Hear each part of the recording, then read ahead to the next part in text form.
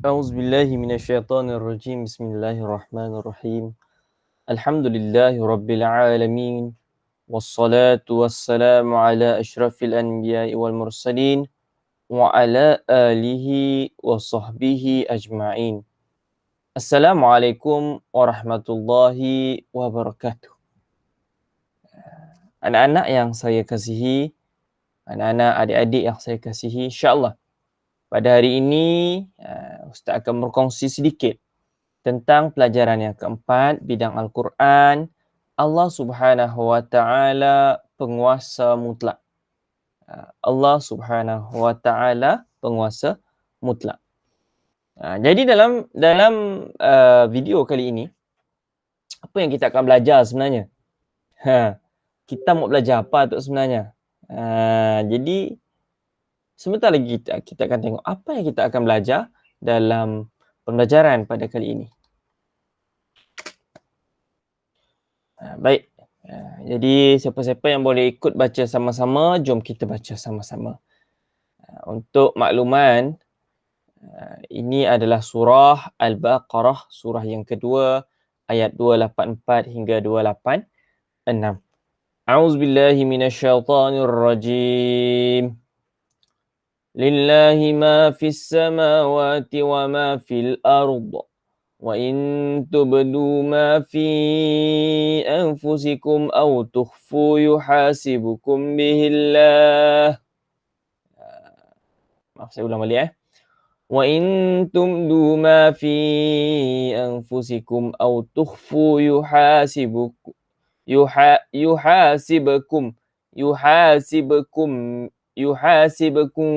بِهِ اللَّهُ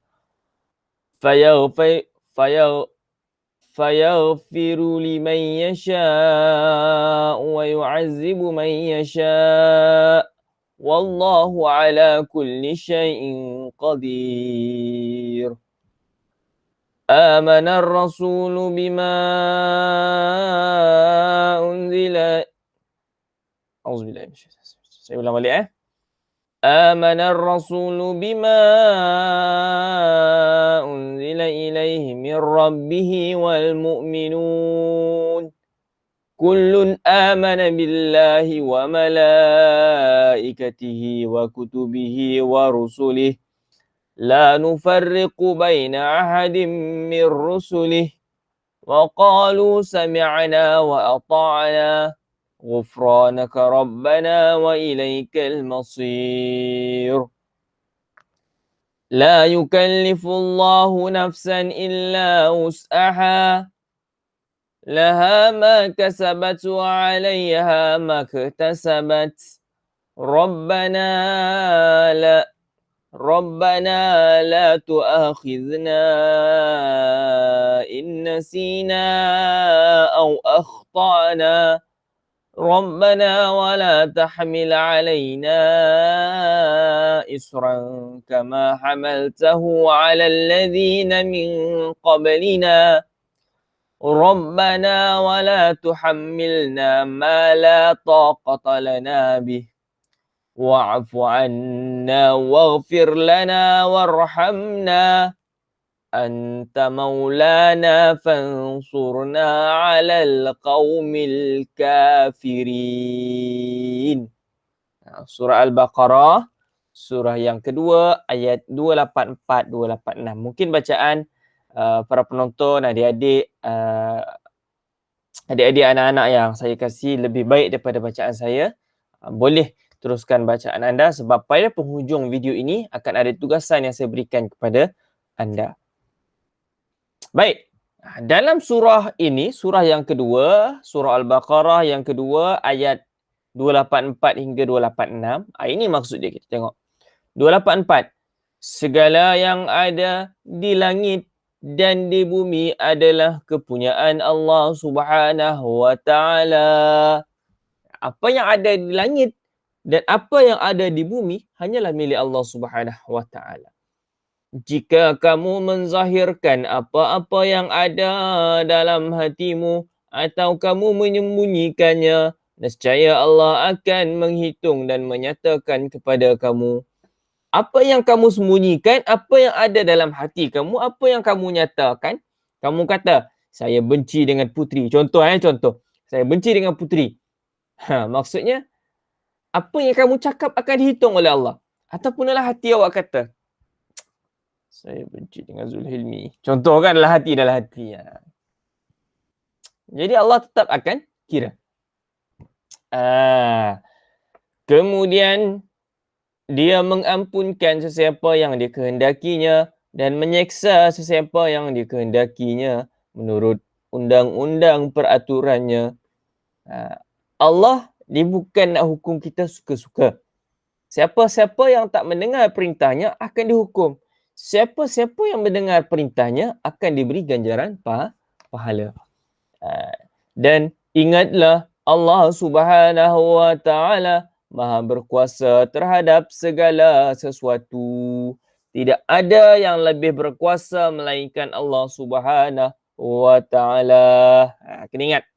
Kemudian 285, Rasulullah sallallahu alaihi wasallam telah beriman kepada apa-apa yang diturunkan daripada Tuhannya, dan juga orang yang beriman semua beriman kepada Allah Subhanahu wa taala, para malaikat.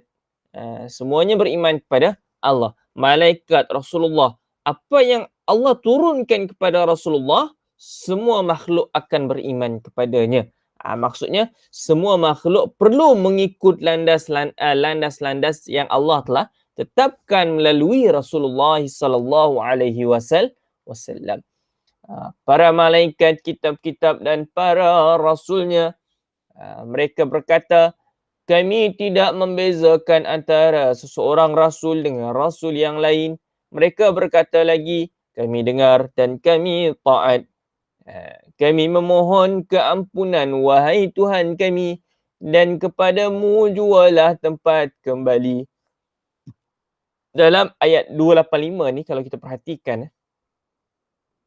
perhatikan secara mata kasar kita, Rasulullah telah menerima wahyu daripada Allah Subhanahu wa taala, memberikan kepada makhluk, memberikan kepada sahabat-sahabat, kemudian makhluk-makhluk lain, semuanya akan beriman kepada apa yang telah diturunkan oleh Allah kepada Rasulullah. Tidak akan dibeza-bezakan. Tidak ada bezanya. Ayat 286 pula. Allah Subhanahu wa taala tidak membebani seseorang melainkan apa-apa yang terdapat olehnya. Dia mendapat pahala kebaikan yang diusahakan, dan dia juga menanggung dosa kejahatan yang diusahakannya. Mereka berdoa dengan berkata, wahai Tuhan kami, janganlah engkau mengambil kira kesalahan kami.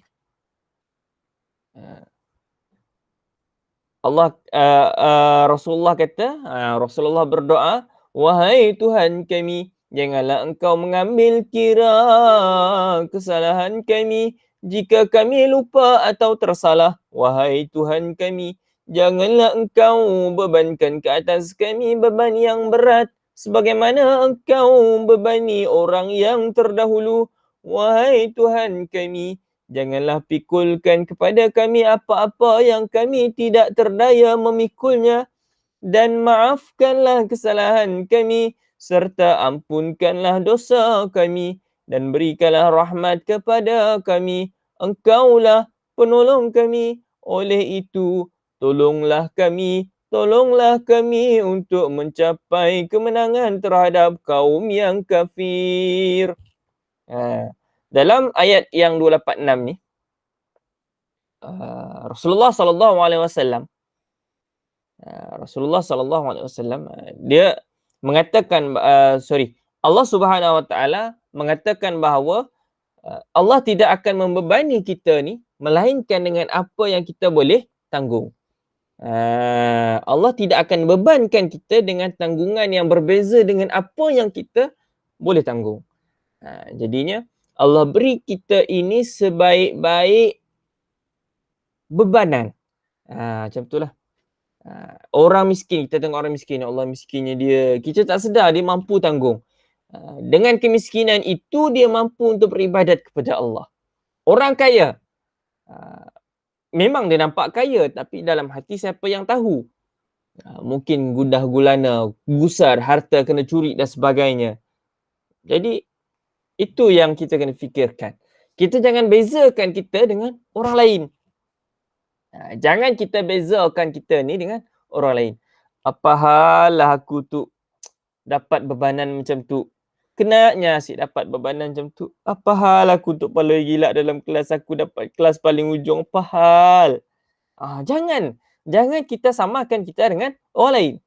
Sebab apa yang kita tanggung tidak sama dengan orang lain tanggung. Ustaz pula ustaz ya. Macam ni awak tak usah pula. Apa yang saya tanggung tak sama dengan awak tanggung. Awak belajar PDPR. Sebab apa? Sebab ini zaman awak. Allah telah berikan yang terbaik. Zaman saya belajar PDPR, apa yang ada?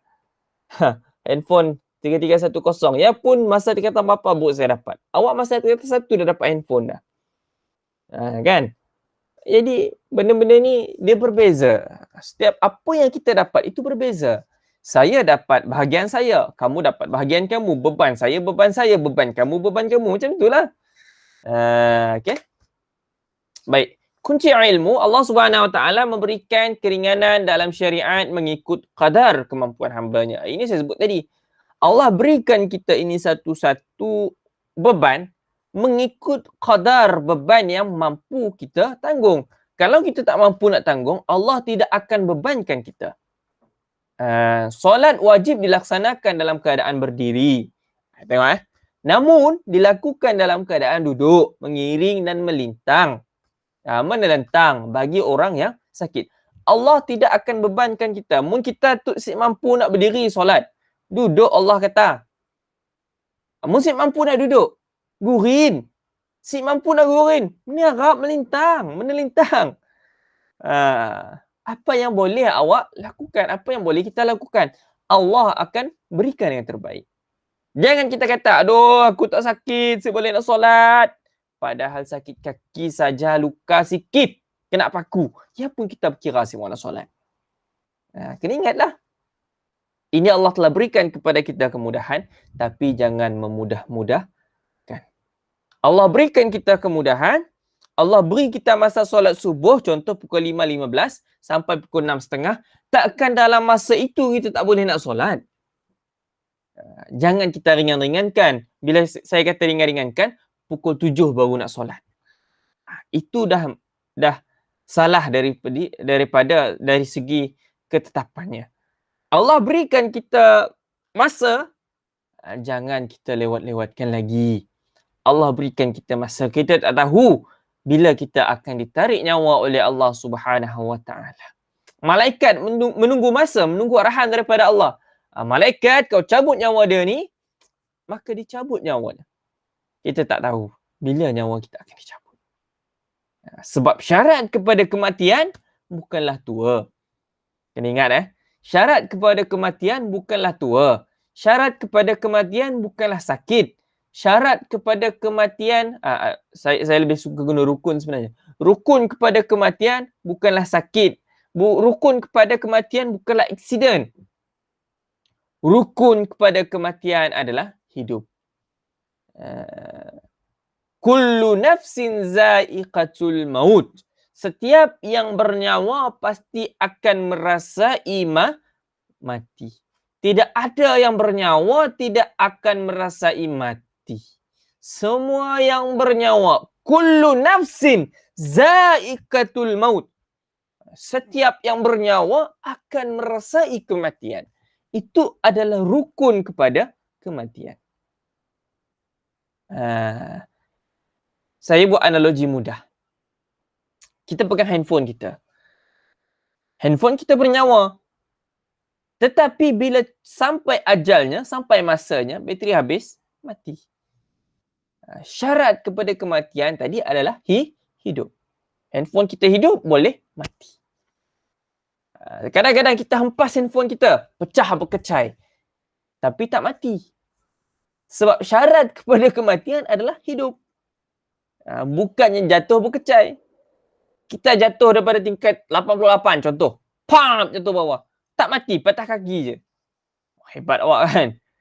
Pap jatuh bawah tingkap 88. Patah kaki, tak mati. Sebab syarat kepada kematian, rukun kepada kematian bukanlah jatuh, bukanlah sakit, bukanlah tua, tapi rukun kepada kematian adalah hidup. Setiap yang hidup pasti akan mati. Cukup tu sajalah untuk peringatan kita bersama. Itu kunci ilmu. Intisari ayat, kita tengok apa intisari yang ada dalam ayat yang kita pelajari. Ayat 284, segala yang ada di langit dan di bumi milik Allah Subhanahu Wa Taala. Ini saya sudah sebutkan tadi bahawa apa yang ada di langit, apa yang ada di langit nun, burung, apa lagi? Langit, hujan, itu semua milik Allah Subhanahu Wa Taala. Begitu juga dengan yang di bumi. Kita ni milik Allah Subhanahu Wa Taala. Mak bapak kita milik Allah Subhanahu Wa Taala. Bila-bila masa Allah nak tarik, Allah akan tarik. Kayu hanyut di sungai Rajang pun milik Allah Subhanahu Wa Taala. Allah nak tarik, Allah tarik. Allah Subhanahu Wa Taala mengetahui segala amalan zahir dan batin. Apa yang ada dalam hati kita, apa yang kita ucapkan, Allah Subhanahu Wa Taala tahu. Kadang-kadang mulut cakap lain, hati cakap lain. Aku dah maafkan kau, mulut cakap, hati kata, celaka, pergi matilah, sedar aku nak maafkan kau. Kena ingat. Apa yang zahir, apa yang batin, Allah tak tahu. Kita fikirkan perkara yang bukan-bukan pun Allah tahu. Amalan zahir ialah amalan yang dilakukan oleh anggota badan seperti solat dan puasa. Ini amalan zahir. Amalan batin pula ialah amalan hati seperti ikhlas. Kita bagi duit, bagi derma. Ini derma saya, RM80,000.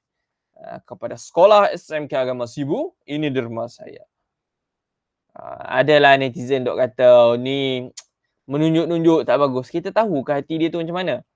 Kita tahu ke keikhlasan dia tu macam mana? Bagaimana kita nak ukur ikhlasnya seseorang? Tak boleh nak ukur kan? Itu lebih kepada diri kita sendiri. Lebih kepada hati kita lah. 285, semua Rasul memiliki akidah tauhid yang sama. Semua Rasul ada tauhid yang sama, iaitu mengesakan Allah Subhanahu Wa Taala walaupun agamanya berbeza-beza. Tauhidnya tetap sama. Rasulullah SAW dan orang beriman yakin dengan Rasul, dengan risalah tauhid yang diturunkan oleh Allah Subhanahu Wa Taala. Orang yang beriman kepada Allah akan meyakini apa yang Allah turunkan kepada Rasulullah SAW. Ayat 286 pula, Allah Subhanahu Wa Taala tidak membebankan hamba-Nya dengan amalan yang tidak mampu dilakukan. Kita solat, mampu si kita? Mampu. Orang cacat, mampu si solat? Mampu. Dengan caranya sendiri. Kita buat dengan cara kita. Tapi jangan kita memudah-mudahkan. Kita nasihat.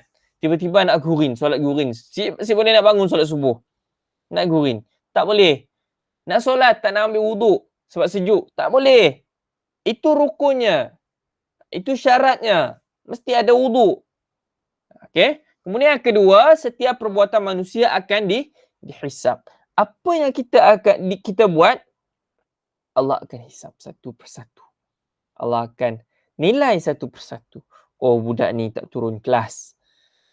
Budak ni tak turun kelas. Okey, fail. Gitulah. Macam saya menilai kamu lah. Saya kata, Auni dan Aufa. Auni dengan Aufa. Dia kot. Salah seorang tak turun. Saya gagalkan dua-dua. Tak boleh lah. Saya kena nilai seorang-seorang. Kebaikan yang dilaksanakan akan diberi pahala. Kejahatan pula akan dibalas dengan dosa. Kebaikan yang kita berikan, yang kita buat, Allah akan berikan pahala kepada kita. Manakala keburukan yang kita buat, Allah akan balas dengan dosa. Setimpal lah. Macam saya nilai kamu lah. Saya kata, okey, pelajar ni bagus. Pelajar ni tak pernah kurang ajar dengan saya dalam kelas. Dia sering hadir dalam kelas saya. Dapat ganjaran pahala.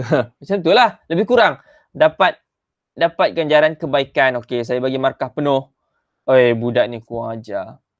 Adab tak elok. Datang kelas pun tak datang. Kelas kejap pun tak datang. 5 minit, 10 minit pun tak datang. Tak apalah, saya bagilah markah kurang sikit. Sebab apa? Sebabnya si datang. Saya nilai kamu, PBD kamu. Gitulah. Kunci ilmu apabila diturunkan ayat 284 surah Al-Baqarah, para sahabat terasa bebannya yang berat kerana Allah SWT menilai segala amalan zahir dan yang tersembunyi. Turunnya ayat 284, para sahabat tadi rasa macam beban. Ya Allah, susahnya. Susahnya. Apa yang adalah hati kita pun Allah tahu. Susah. Apa yang kita buat, kebaikan yang kita buat Allah tahu, keburukan yang kita buat Allah tahu. Tapi ada ayat seterusnya. Lalu mereka mengadu kepada Rasulullah sallallahu alaihi wasallam, maka turunlah ayat 285 dan 286 surah Al-Baqarah yang mengatakan bahawa Allah tidak akan bebankan kita melainkan dengan apa yang kita mampu lalui. Okey. Baik, membaca ayat 285 dan 286 dapat menghindarkan diri daripada segala keburukan, godaan syaitan, gangguan jin dan manusia. Hal ini berdasarkan hadis yang diriwayatkan oleh Ibnu Mas'ud radhiyallahu anhu bahawa Rasulullah sallallahu alaihi wasallam bersabda, "Man qara'a bil ayataini min akhiri suratil Baqarah fi lailatil kaffatah." Saya tak berapa nampak tu. Okey. Al-Bukhari dan Nasa'i. Terjemahan, sesiapa yang membaca dua ayat daripada akhir surah Al-Baqarah, ayat 285 dan 286 pada malam hari, maka kedua-dua ayat ini sudah mencukupi baginya untuk menghindarkan diri daripada segala keburukan, godaan syaitan, gangguan jin dan manusia. Jadi amalkan. Semoga ada kebaikan yang kita akan dapat. Baik. Yang terakhir adalah tugasan. Ini tugasan yang kamu perlu buat. Buat satu video pendek. Kamu sedang membaca surah Al-Baqarah ayat 284 dan 286. Awak buatlah video. Letak kamera kat depan. Buat video. Baca. Baca bukan hafal. Baca. Baca. Siapa yang dah hafal, baguslah. Siapa yang tak hafal lagi, baca saja. Cukup sekadar baca. Baca. A'udzubillahi minasyaitanirrajim. Bacalah. Terpulanglah buat macam saya ni buat ni pun boleh. Bismillahirrahmanirrahim. Lillahi ma fis samawati wa ma fil ard. Contoh kan. Bacalah. Okey. Baik, saya rasa kelas kita cukup setakat ini. InsyaAllah kita akan berjumpa lagi di lain hari, di lain waktu. Kalau ada sebarang kemusykilan, boleh terus tanya saya, boleh WhatsApp saya, boleh PM saya. InsyaAllah kita akan berjumpa lagi. Sekian, wabillahi taufiq wal hidayah. Assalamualaikum warahmatullahi wabarakatuh. Tugasan, masukkan ke dalam Google Classroom. Nanti saya akan buat satu tapak. Baik, cukup setakat itu. Sekian. Assalamualaikum warahmatullahi wabarakatuh.